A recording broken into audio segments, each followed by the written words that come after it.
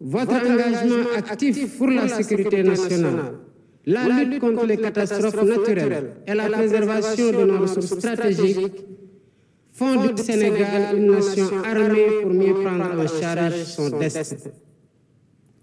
À cet effet, la modernisation technologique et industrielle des moyens logistiques et matériels de nos forces de défense et de sécurité, essentielle à notre souveraineté et à notre sécurité collective, est inscrite au cœur de nos priorités. Mes chers compatriotes, voilà un an déjà que nous avons entrepris de transformer profondément notre pays, en dressant avec rigueur et lucidité un diagnostic sans complaisance de la situation économique. Même si la situation actuelle révèle des défis encore plus grands que nous devons relever, le devoir de vérité constitue le socle de la rupture systémique que nous avons engagée avec détermination et responsabilité. D'ores et déjà, le gouvernement s'est résolument engagé dans un vaste chantier de réforme. Elle vise l'optimisation des finances locales, une politique budgétaire transparente, la rationalisation des dépenses et la gestion efficiente de la dette pour préserver la viabilité des finances publiques. Mes chers compatriotes, d'importants efforts ont été consentis pour apurer, pour une période de 4 années, les arriérés dus aux opérateurs agréés pour les semences et pour le matériel agricole pour plus de 80 milliards de francs CFA. Sur un montant de 113 milliards constaté à la fin 2024, une somme de 70 milliards a été décaissée à la fin du mois de mars 2025.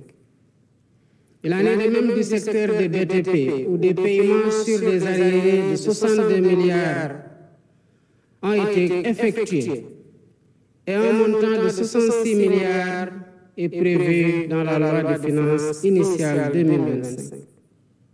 Enfin, l'appurement des rappels, loin d'être exhaustif, a atteint 19 milliards de francs CFA à la fin du mois de mars 2025 pour un effectif bénéficiaire de 9 479 enseignants. Il s'y ajoute des mises en solde concernant 1198 maîtres et professeurs contractuels pour un impact budgétaire annuel de 5 milliards 79. Pour renforcer et soutenir activement l'autonomisation économique des femmes, l'ensemble du territoire et associant agriculture et élevage. Ainsi, dès cette année 2025, nous lancerons le programme innovant des coopératives agricoles communautaires, structure destinée à renforcer les capacités de production des agriculteurs et éleveurs, notamment des jeunes et des femmes, et à favoriser leur accès au marché. Ces avancées réalisées malgré les contraintes budgétaires sont le socle de perspectives ambitieuses. Mes chers compatriotes, dans ce contexte marqué par la rareté des ressources, seule la discipline budgétaire, qui n'est pas négociable, nous permettra d'engager avec confiance le redressement indispensable de nos comptes publics. Le basculement intégral très prochain dans le système intégré de gestion de l'information financière permettra également de renforcer l'intégrité des opérations budgétaires et financières et le suivi strict du patrimoine de l'État.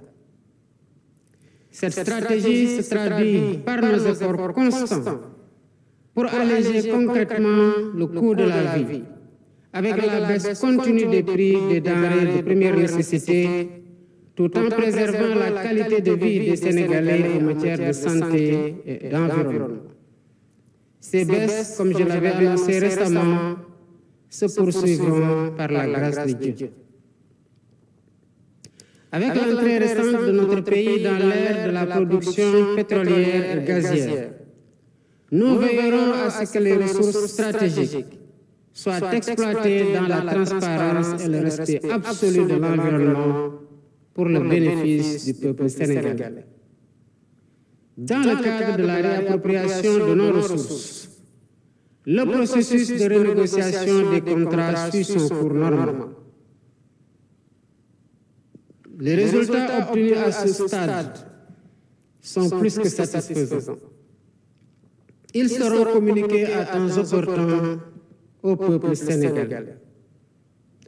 Conscient de la priorité de l'accès universel à l'eau, nous avons engagé la réalisation de la phase 2 des forages ruraux et lancé les études de faisabilité du grand transfert d'eau. Ce dernier projet, très structurant comme les autres, portant sur les autoroutes de l'eau, contribuera à la sécurisation de l'approvisionnement en eau potable pour près de 15 millions de Sénégalais. Dans la même dynamique, nous accélérons les projets sur l'électrification rurale pour l'atteinte rapide de l'accès universel à l'électricité.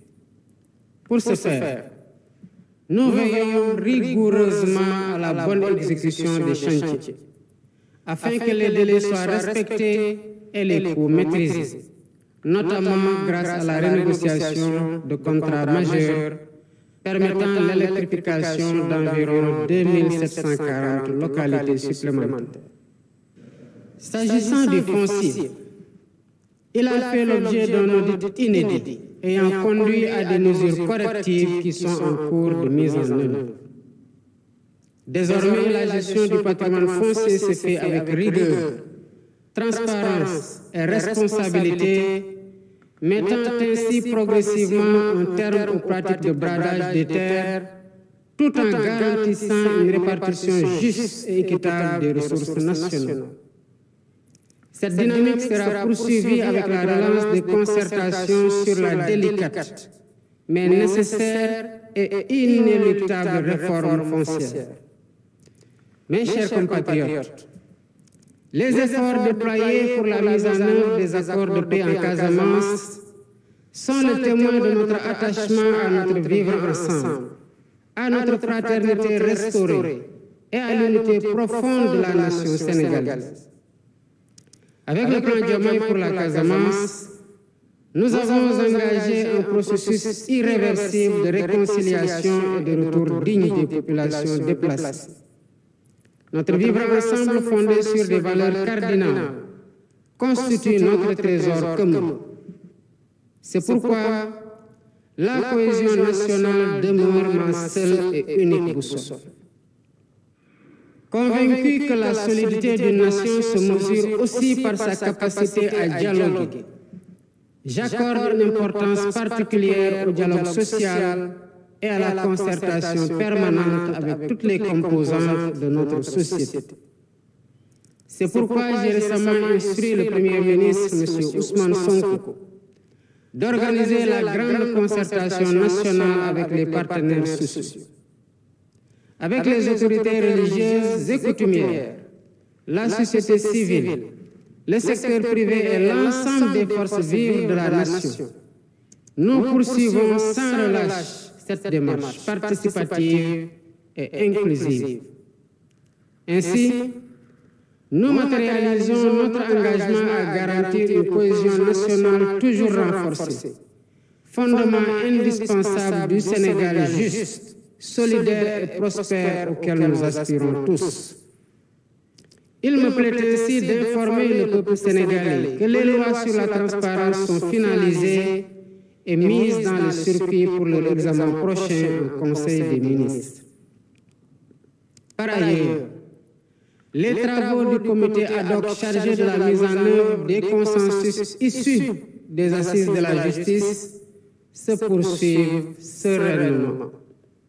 À ce jour, le projet de loi organique relatif à la Cour constitutionnelle, le projet de révision de la Constitution, le projet de loi organique relatif au Conseil supérieur de la magistrature, ainsi que les décrets d'application y afférents, ont été finalisés et transmis pour validation. Les textes consacrant le juge des libertés et de la détention ainsi que les modifications du Code pénal et du Code de procédure pénale pour ce qui concerne, entre autres, les retours de parquet, suivront bientôt. Dans le sillage des concertations, j'annonce que le thème de la prochaine journée nationale du dialogue portera sur le système politique. Le projet de terme de référence déjà finalisé sera transmis dans les meilleurs délais à toutes les parties prenantes pour amendements et contributions pour une meilleure préparation des travaux. Mes chers compatriotes, l'état des finances publiques de notre pays, tel que révélé par l'audit effectué, nous impose de compter d'abord sur nous-mêmes pour redresser la situation. Nous en sommes bien capables et nous le réussirons avec la mobilisation de toutes et de tous. En effet, l'histoire des nations nous enseigne que le chemin du développement nécessite des sacrifices collectivement consentis afin que des lendemains meilleurs puissent advenir. J'appelle donc chacune et chacun à faire preuve de résilience, de solidarité active et d'engagement patriotique face aux défis nombreux et complexes qui se dressent sur notre chemin.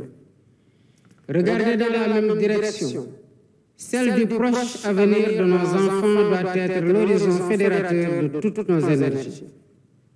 Ensemble, forts de notre unité et de notre détermination, nous bâtirons le Sénégal juste et prospère auquel nous aspirons. Vive le Sénégal souverain, vive l'Afrique unie et debout. Bonne fête de l'indépendance à toutes et à tous. mbokki Sénégal ëllëg ñeenti fan ci weeru avril